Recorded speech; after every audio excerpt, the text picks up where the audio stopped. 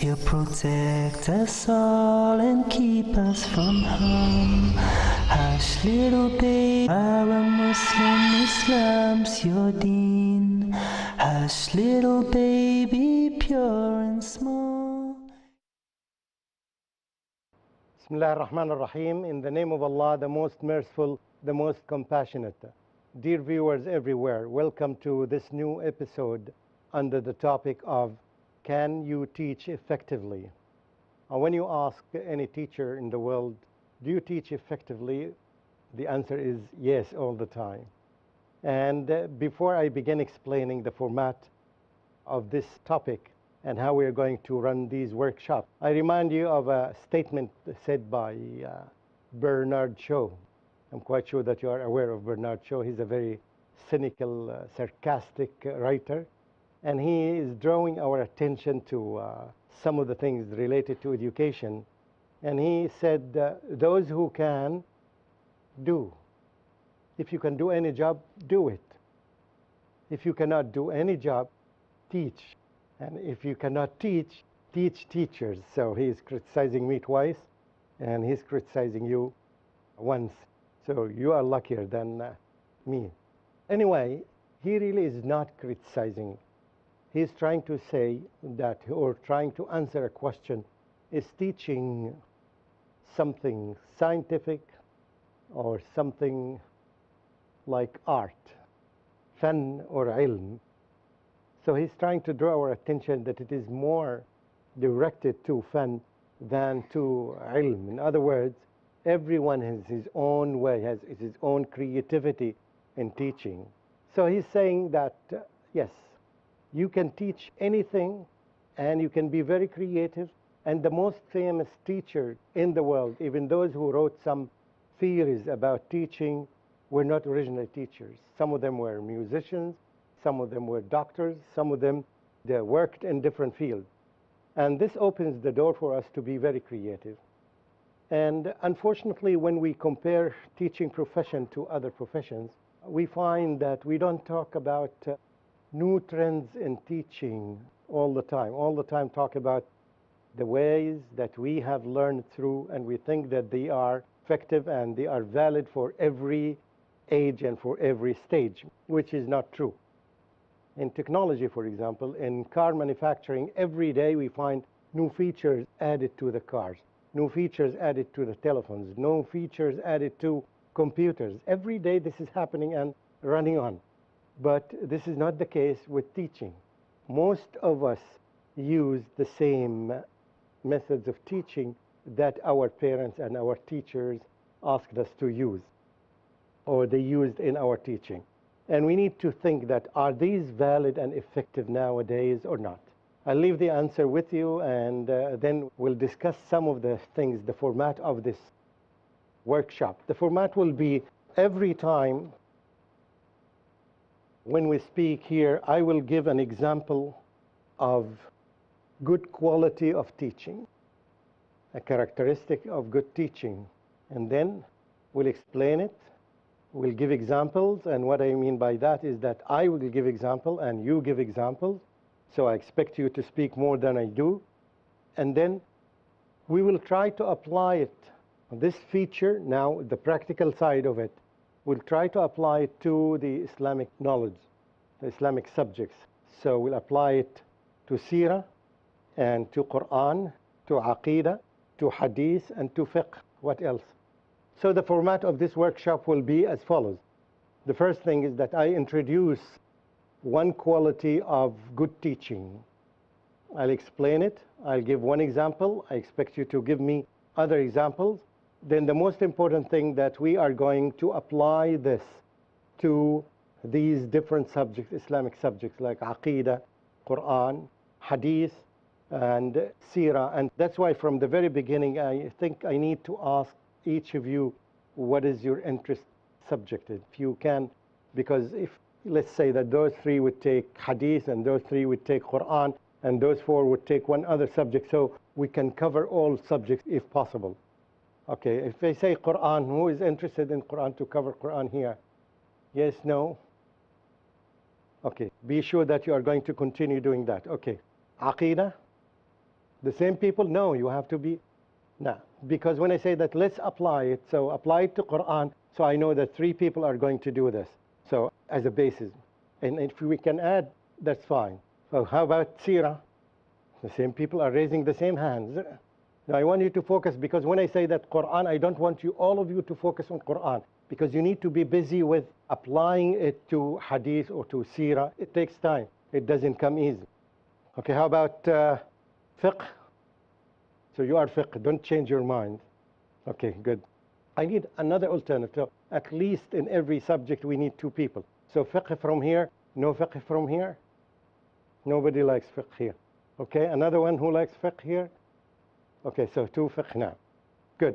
And then I will ask you this question, and you need to think of it and to tell me exactly, and all of you will tell me something about it. What will you change in your classroom after this discussion? It's a matter of, it looks like a pledge that you are going to tell us. I'm going to do this, this, this in my classroom. You're going to do this, this, this in your classroom.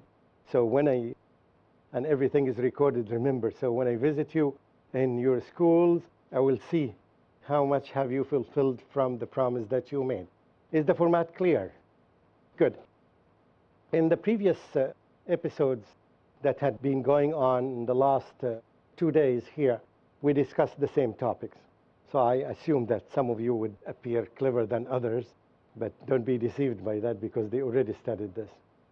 One of the best qualities of good teaching, it's different from what we have been taught before. It's the level of interactivity in the classroom. In other words, the class should be an interactive class. Is this clear? Interactive. If it is like those 5 minutes I am speaking and you are listening, this is not a good class. The interactive class, we said that it should be interactive. That means the teacher should talk, the students should talk, the teacher should talk, and the students should make comments. The students making comments and other students are making comments. It's no longer one-way teaching as we learned in the past. It's not even 2-way teaching. The teacher is talking to the students. It's rather 3-way teaching. When we talk about students are talking to each other, commenting on each other, and they are commenting on the teacher. They are asking the teacher questions. The teacher is responding. And based on this, you will find that the teacher is talking much less than the students. Is this clear? Interactive. Do you think, from the beginning, do you think, is this a good quality of a classroom, or we expect the teacher to speak 97% of the time? I'd like to hear your comments. Do you think that this is a good quality of teaching, and why is that? Yes, please. The usual trend that which we follow at schools is that we make the students listen first. Okay. And we tell them to keep some separate time for asking questions at the end of the class. Okay. The format that we use, as he said, is that we let the students listen first. Okay. It depends on the level of the students. But is it a norm that all of us should we follow? Or, yes, please. I think when it is interactive, it helps the teacher to keep a check whether, the children are intact and they're understanding, they're listening, like when you keep cross-questioning and when they are also actively participating, so the class is going on. He mentioned a good statement saying that let the students listen first. It's not necessarily to be the norm. You can arrange with the students that from the very beginning, they can make the presentation. So the students begin the lesson and the other students listen, okay? So it's not necessarily that there is a certain format. But the most important thing is that as we will finish after 20 minutes or so, I want all of you to participate in this. This would be an example of an interactive class. Yes, okay? Any other thing? Any comments? Yes, please, speak up. If you just introduce the topic first by just saying like this is what we are going to do, and you let the students speak, then you know what is their knowledge already on the subject. Good. You know where they flaw, so you know where to take the subject from. Okay. You don't waste time in something that they know, and you know where to build up on. That's fine. But let's say that I made arrangement with the students from the very beginning that this day you are going to be the presenter, this day you are going to be presenter. So I will sit here Yes, and today you are going to come and say that today's topic is such and such. And he will give some background about the topic, and then the students will interact. It's not necessary that all the time the teacher should be leading the class. Do you understand what I'm saying? The reason behind this is that the more opportunities we give the students to speak and express themselves and to make presentations, the more we will have good leaders in the future. So it's not necessary that every day the teacher, he is the one who begins the class.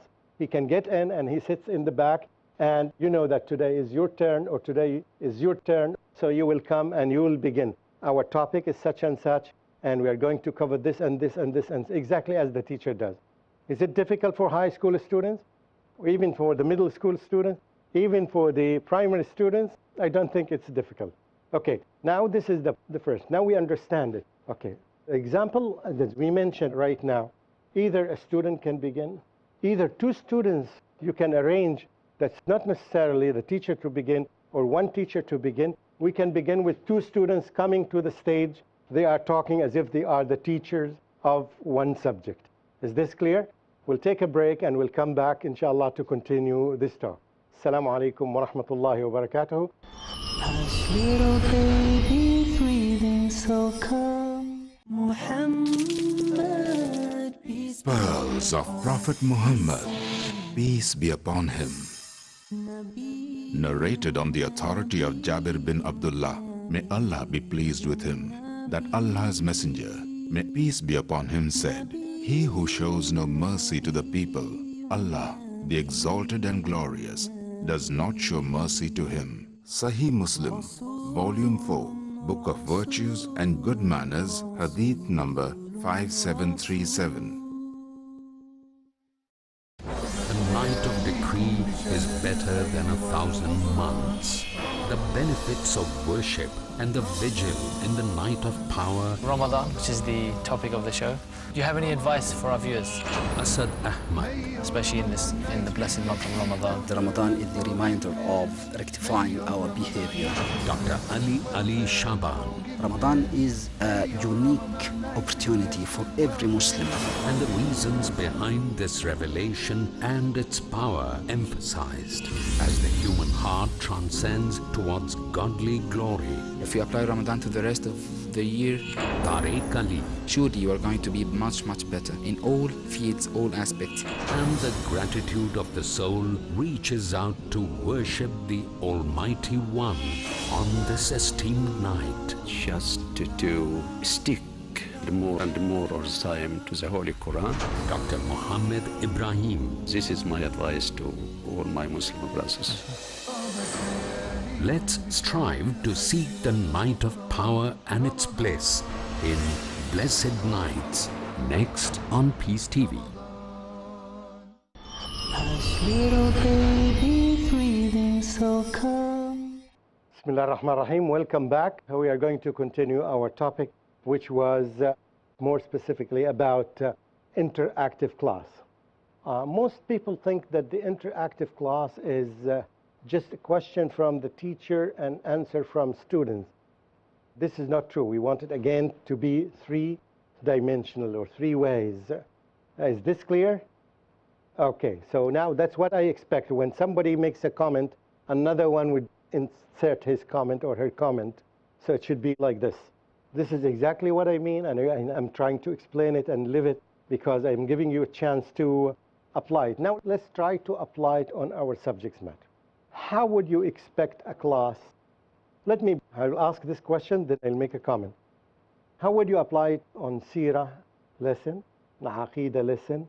Let's imagine that you are asking a question about Aqidah as if you are a student addressing the teacher, right? Or addressing the other students, and you respond to each other. So give me some examples. How would you do it in a lesson of Seerah?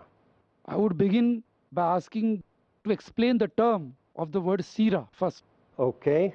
We are not in the beginning of the year. Imagine yourself that we are somewhere in the middle of the year, not necessarily. In that case, I'll pick up an interesting story from the life of the Prophet, relevant to the day or the theme of the day. Okay. And then I'll go ahead and we can cross-examine, or I can ask... What do you mean by go ahead? Go ahead means what lessons we get from that particular incident that we learned or that I spoke out to the audience. Okay, I want you to comment on this. Remember that we are restricted by the element of time in every classroom. Okay, tell me. As a brother said, that if we begin with the topic of battles, for example, battles fought by Rasul sallallahu alaihi wasallam in the seerah. Like, for example, Battle of Badr. Before we begin the battle, we ask the students, like in today's time, what are the things that which you see on a battlefield? So the student's going to reply that, we use the tankers, we use the jets and the other things. Now we make a comparison with today's time, with the times of Rasul sallallahu alaihi wasallam, that they use the horses and the swords. So making it very picturesque for the students. I like the examples, but I think it's still very general example. We want to be specifics. Specify a certain thing. We'll come back to Seerah. Let's go to Aqidah or Quran. How would you do it in Quran? Bear with us. We are learning together. Don't think that I have a package of things that I have the solution for the problems of the old classrooms. I want you to think, how would you apply this method of interactivity while you are explaining Quran? Now you are in a lesson of Quran. How would you make the class interactive? These are not easy questions. Yes, because the model was that the teacher would open a book and would explain, would read and explain, right? Okay. With respect to Quran, I would divide the class into two groups and give the students, like say zakat or respect to your parents, and tell them to search for the verses. Search for the verses. Verses which talk about these. Like zakat, at least give me 5 verses from the Quran. That talk about zakah. Zakat. So when you're talking about tafsir, thematic tafsir, do you know thematic? Under one theme that she gave example of zakah, right? I will divide students into 2 groups. Why 2 groups in specific? Depending upon the strength of the class, I feel. Okay, do you think if we make them 3 or 4 or 5 groups would be better and would make a shorter time? Okay, good. This is something good, but how are they going to make research? They're going to open page by page. Tell me, yes. Not necessarily she. I'm not addressing one person. You can help her, defend her, yeah. Tell me, how are the students going to make research in the class? Now, if we address you, give me 5 ayat on zakat now. The question is to you now. Give me 5 verses on zakat. Sheikh, every student has a copy of the glorious Quran with him with the index in it. Okay, I have a copy. Right?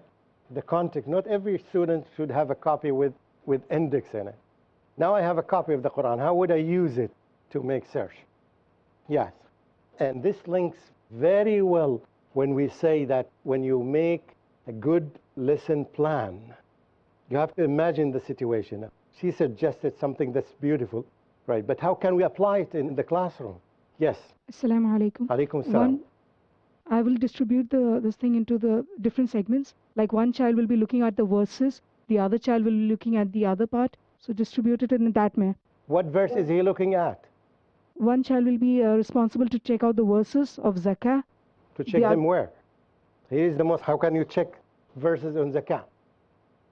The teacher can ensure that every child or every group has the translation copy.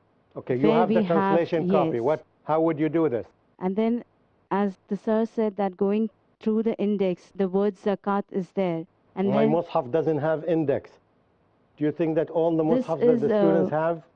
The teacher should ensure that she enters when she is doing this activity. So the translation copy should be given to each group. Even the translation copy is given, it doesn't help.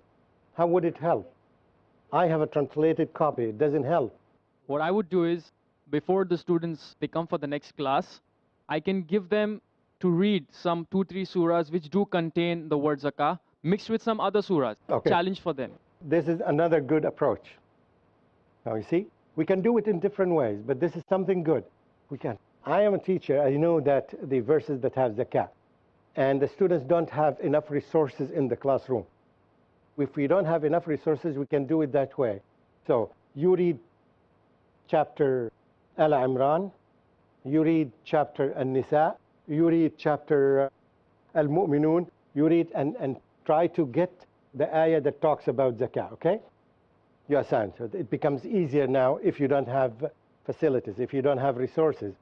But if you do have, for example, if they have the books of tafsir, with the index in it. You have 3 or 4 books of tafsir and you have index, so you will think differently. You'll say, okay, now each group would take one of these books and use the index to give me the ayat, right? Another way of doing it, right? You can send 2 students to the library to make the search while you are running the class, right? Teaching going on, right? They are going there, they are there, and they are looking for these ayat. And they will bring these ayat after 5 minutes, 10 minutes while the lesson is going on. Is this clear? Okay, another way of doing it. Yes, suggesting another way? Please stop me from talking here, okay? What we can also do is, although it's a Quran class, we can also ask the students to read some of the books on hadith, specifically having the topic of zakah. Not yet, not yet, not yet. We're going to talk about this, but not yet. We want to know how we would teach a lesson about tafsir in an interactive way. Okay, good? Brother, I have a comment. I would agree more with the brother who just said that he will give in advance the verses to the students. But if you are saying that they will need to go, 2 students will be going to the library, it is a sheer time, they are wasting the time over there. So how does it help? We are teaching them a skill of getting the answer. The following day we'll get 2 different students, and the third day we're going to, you see what I'm saying? We are teaching them something else. They are going to miss only 10 minutes. This is not too much in teaching. One other way of doing it, why we are saying that these different ways? Because it depends on the classroom. Sometimes you don't have any resources. Sometimes even you don't have a computer in the library, right? So we're giving you different options. So when you plan depending on the resources that are available in the classroom or in the school. Another way of doing it, definitely, which is something very good, we expect you to do this, we will have a computer connected with the internet inside your class.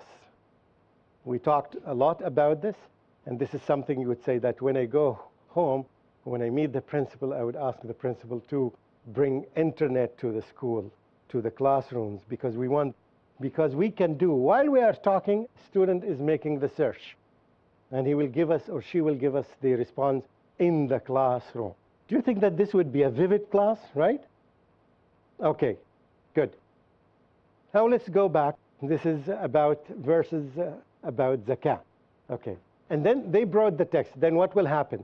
Up to now, it's not interactive. They are doing some research. They are talking to each other. Okay, this is the ayah, or this is the verse. And now, how can we make it interactive now? Okay? Yes, please. I need everybody to speak here. Okay? When the children, they have got the verses, so you can ask 2 students. One of them recites the Arabic, and we can ask the other student to give the translation of that verse. So one recites and one gives the translation. Okay, now, so one is speaking and the other one is making translation. What else? How can we make it more interactive? Remember now, the teacher is not doing anything. I want you to imagine that. It's the students who are doing the whole work. Yes? You ask them about their opinion about how Allah has enforced zakah on a certain category of people and how that leads to circulation of wealth so that no one's deprived. Very so good. that they can, they put in how it's your own wealth, but it gives you that thing to part away with it, to follow Allah's command, to ensure brotherhood. It builds a link in the community. Okay, you get their comments, right? After explaining the verses, right? So you say that, oh, now let's understand the verse. And to understand the verse, it would require that somebody, for example, would have Tafsir ibn Kathir with him. So, and he would read the explanation of Tafsir ibn Kathir. Another one, if you have Tafsir al-Tabari, so he would be explaining them. Now, what do you understand from Tafsir ibn Kathir? What do you understand from Tafsir al-Tabari? Do you think there is some difference? You see this question? Oh, so students start spending, no, there's no difference. Or yes, there's difference.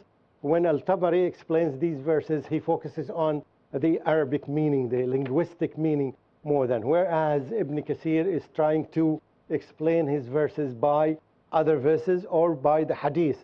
Now you see the approaches, what's happening now. And you don't give the answer. You try to encourage them. Is there a difference between them? They are the one who thinks, and they are the one who are going to give you a response. Assalamu alaikum wa rahmatullahi wa barakatuhu. Little baby, pure and small, He created you, He created us all. Hush. Hush, little baby, don't you fear. We're never alone when Allah's so near. Hush, little baby.